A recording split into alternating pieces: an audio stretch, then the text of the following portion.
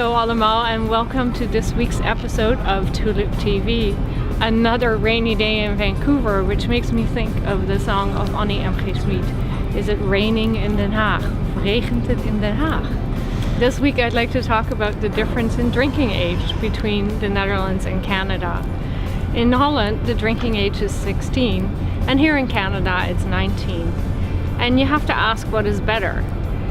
16 in Holland, lots of kids drink early. I, for one, was brought up with a glass of wine when I was 16, 15 maybe, and my parents added a little bit of water. But slowly I learned how to, handle my liquor as I got older.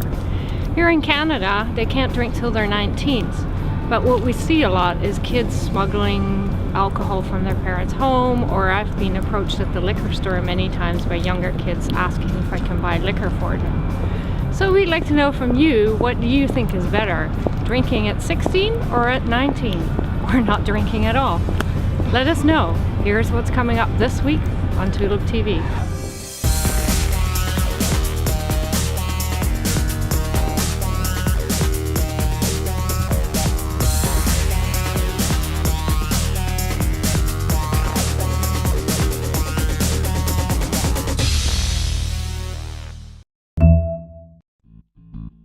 This program is sponsored by Dutch, the full-color English language magazine about the Netherlands and its people, at home and abroad. Canada to Leave is the online community for the Dutch living in Canada and the Canadians living in the Netherlands. Canada to Leave, wherever you live.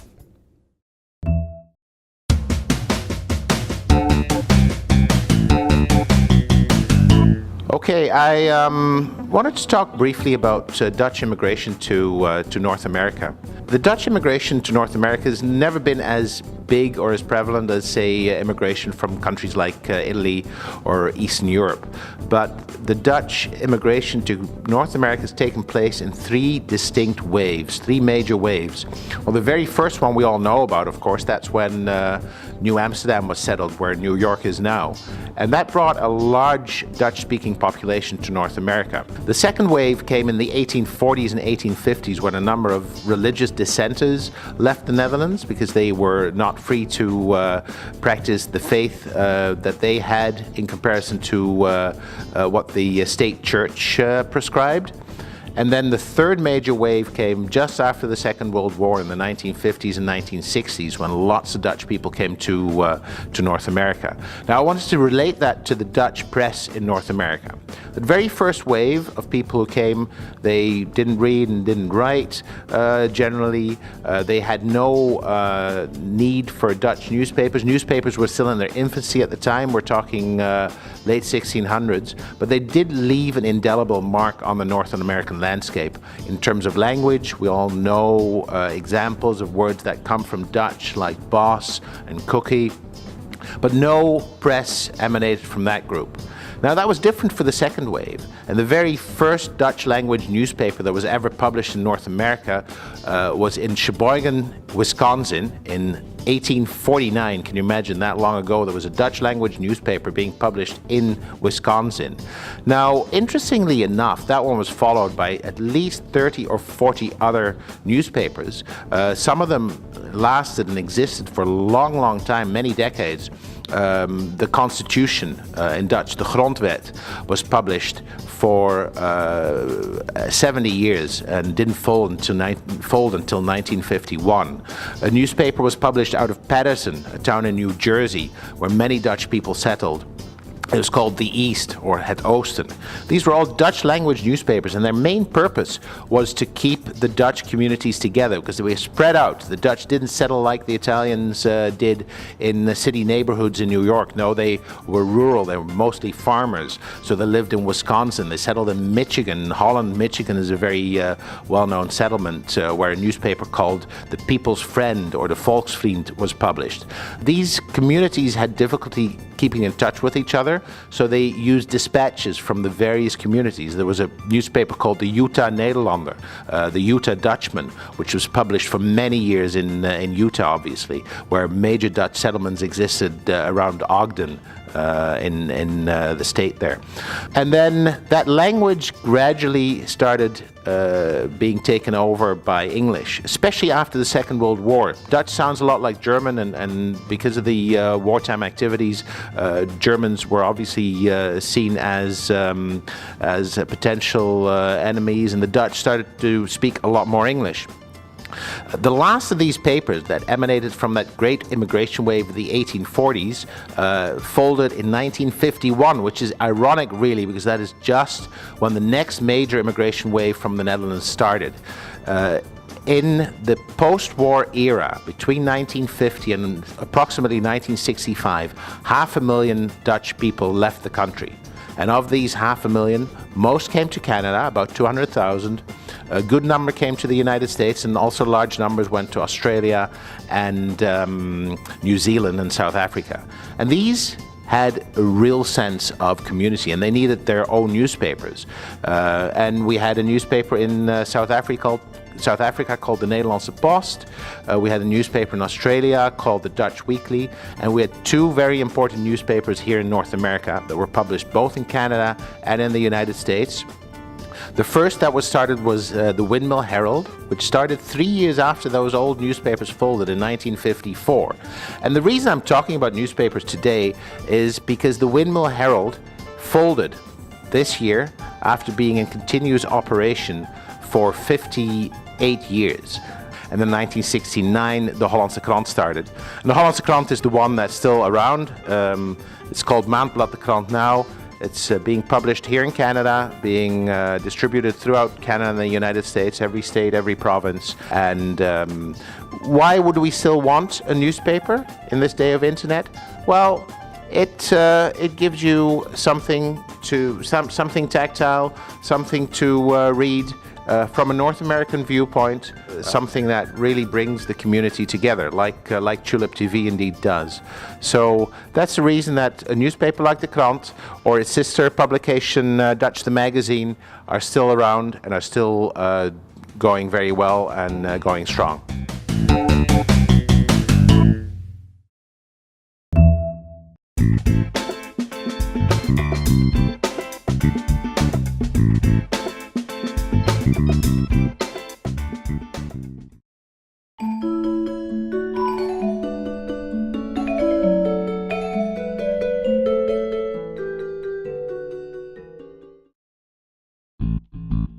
This program is sponsored by Dutch, the full-color English language magazine about the Netherlands and its people, at home and abroad.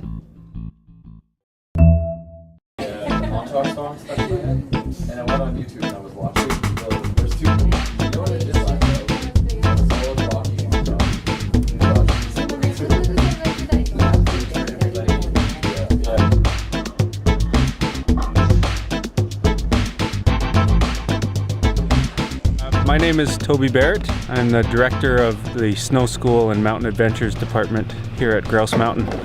I've been working here now for 9 years, and I can honestly say that I'm sort of living my dream, getting to work on a mountain as beautiful as this one and be here year-round and sharing all the fun of the skiing and snow sports in the winter time, and then our summer adventures that we have up here during our green season. So very lucky guy and very happy to be here to share it with everybody.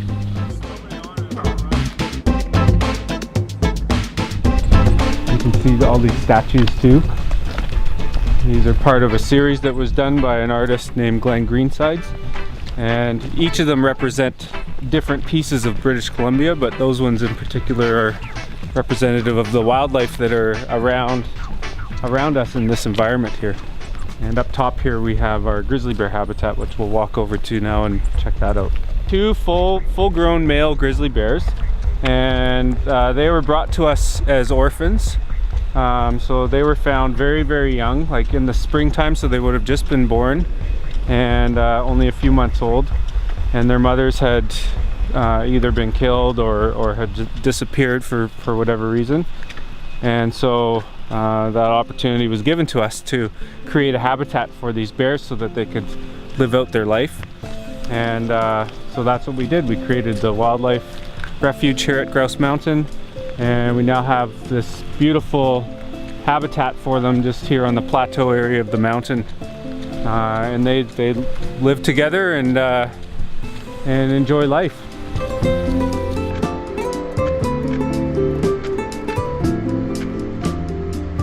So that building just there is the bear den. That's where Grinder and Kula spend the winter hibernating.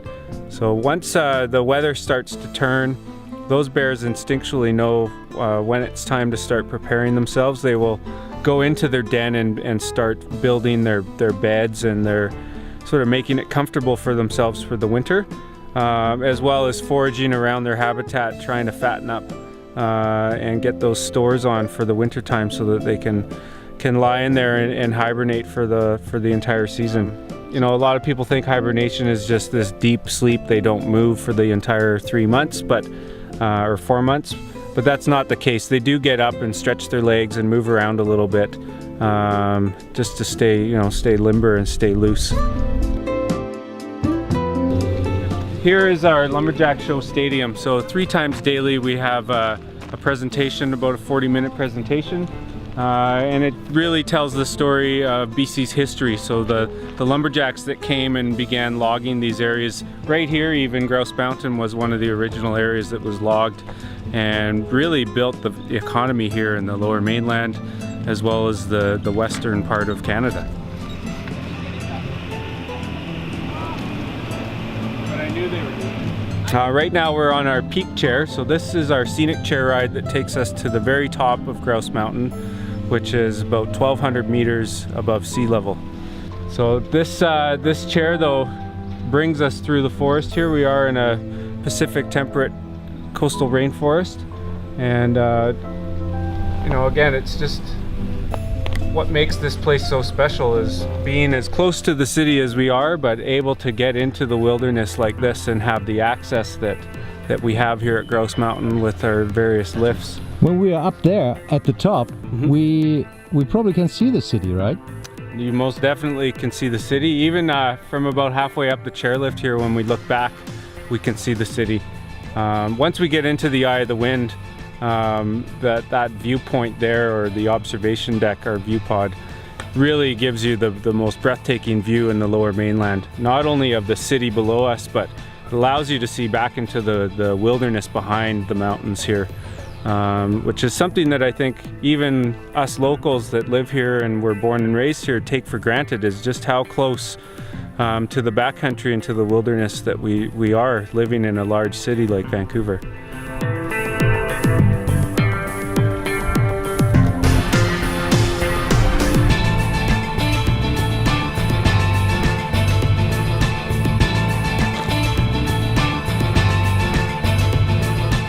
During the Olympic period here at Grouse Mountain, we're kind of like an unofficial party venue. We had lots of different activities going on based on the Olympic events that were happening. Youth hockey tournaments on our ice pond, as well as we stayed open for skiing and snowboarding activities 24 hours a day for the entire 2 weeks.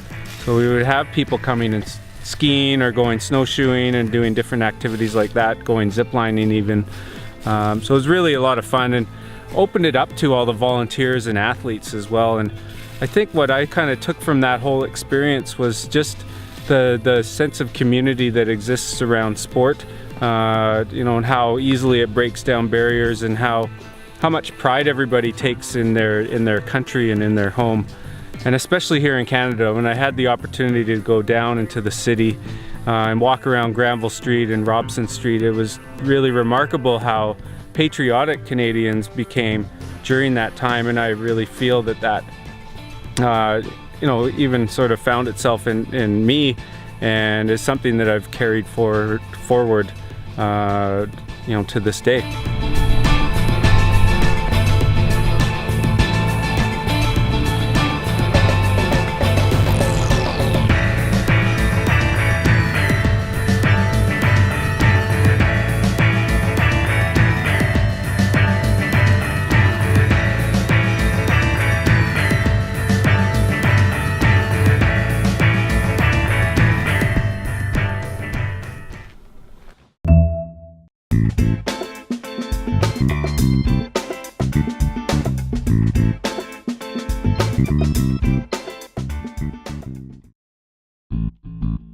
This program is sponsored by Dutch, the full-color English language magazine about the Netherlands and its people, at home and abroad.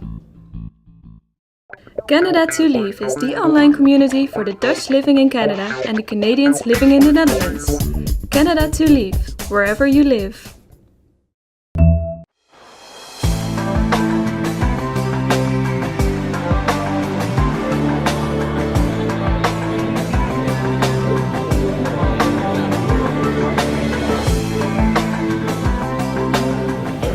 An honor and a pleasure for Lighthouse to be co-hosting this event with the Consul General of the Kingdom of the Netherlands in Vancouver.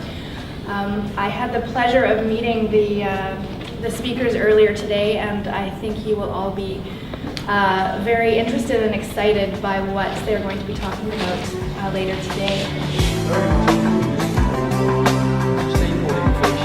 Hi, I'm Jan Westra. I work for a Dutch company called Priva, which is near Delft, near The Hague, and I work over there. I'm a Dutchman, as you might hear from what I'm saying.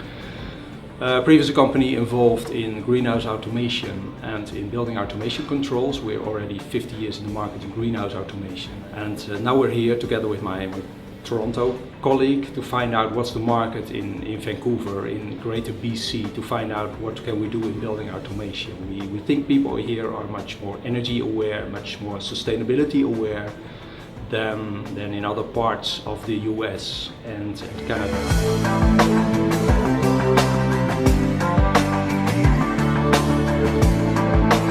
Hello, my name is Paul Vosbeck. I'm the private sector lead on a public-private partnership called Orange Goes Green. And Orange Goes Green is a public-private partnership built around 6 themes. The themes are renewable energy, generation, bio-based economy, energy efficiency, green building, energy storage, smart grid, smart city, and e-mobility. What we're doing with Orange Goes Green is we are bringing together various groups, partner groups, member groups.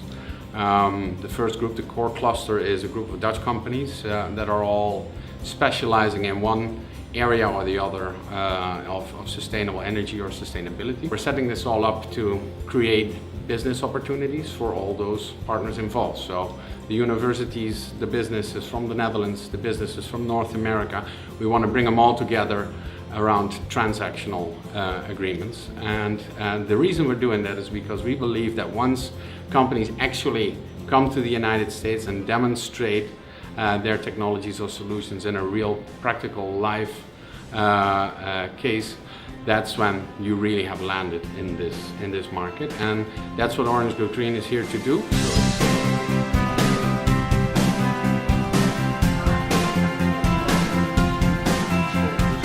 Well, my name is Arnolds. I'm responsible for the business development of Priva North America.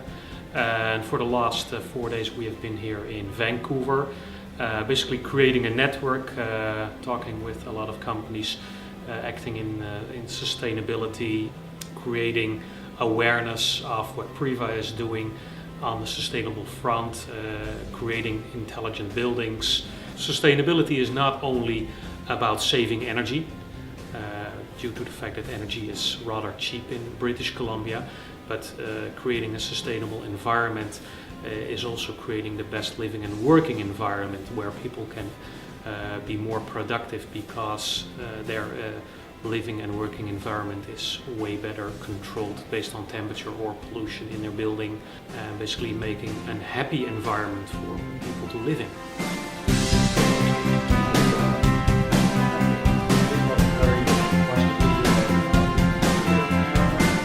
Seminar didn't stand on itself. It is part of a network that was created, that was launched the 19th of September this year, simultaneously in the Netherlands and in Canada. There's a whole story behind. Basically, it's about the initiative of Professor Anke van Hal of Nijrode and Technical University in Delft. And she was invited by us at one of the events we organized together with the Canadian Embassy in The Hague as a guest speaker. And she was inspired by a lot of events before, and she also had been here in Vancouver at the famous Granville Island. And she thought this is a jewel of a neighborhood, and this is something special we also should learn about in the Netherlands.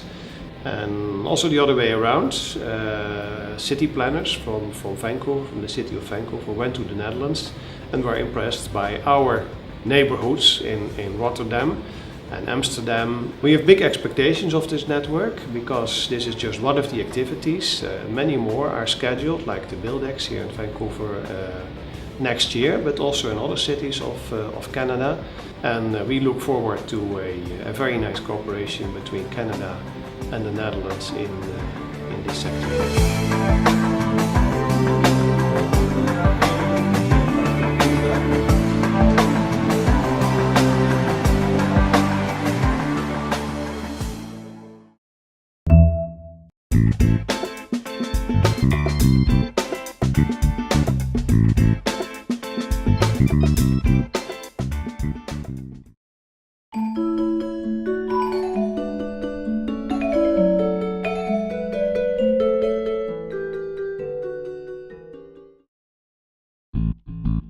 This program is sponsored by Dutch, the full-color English language magazine about the Netherlands and its people, at home and abroad.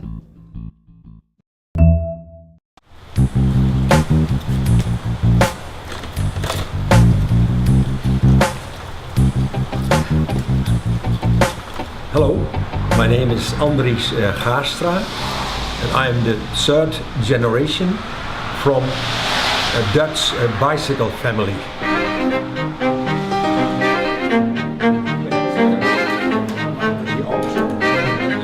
My grandfather started in 1904 the Batavus company, and at that time he was making bicycles, motorcycles and some light mopeds. My father took it over when he was quite young. My grandfather passed away, and he was really the factory guy, so he made a big factory of it, building even skates. In the early 90s, my wife and I decided to have a bit of change in our life, and we moved to Vancouver. And I had an idea. The problem with bicycling was always there were happening many accidents, and the safety was a big thing. So I would like to make bicycling safer.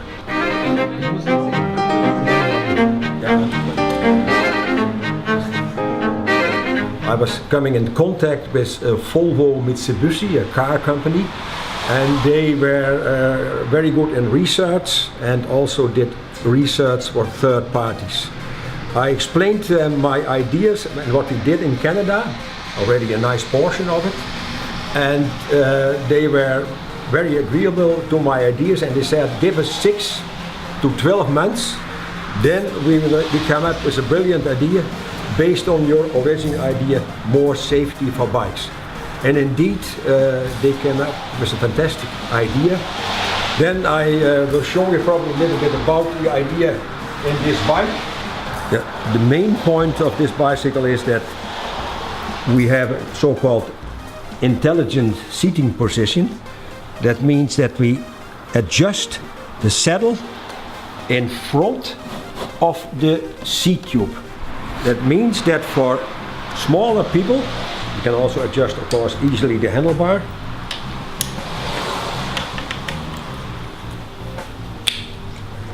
The saddle is, for smaller people, the saddle is coming to the front, closer to the handlebar. For taller people, the saddle is going all the way to the back. So we have more distance from the saddle to the handlebar. Normally, if you would have this reach, you would need 4 or 5 different frames. Here is all the different frame geometries are built in one frame. People like this bike probably instead of the car. You have no parking problems, it's very easy to handle. It's of course a lot cheaper, and on top of that you do still fitness, because the engine is helping you only for 50%.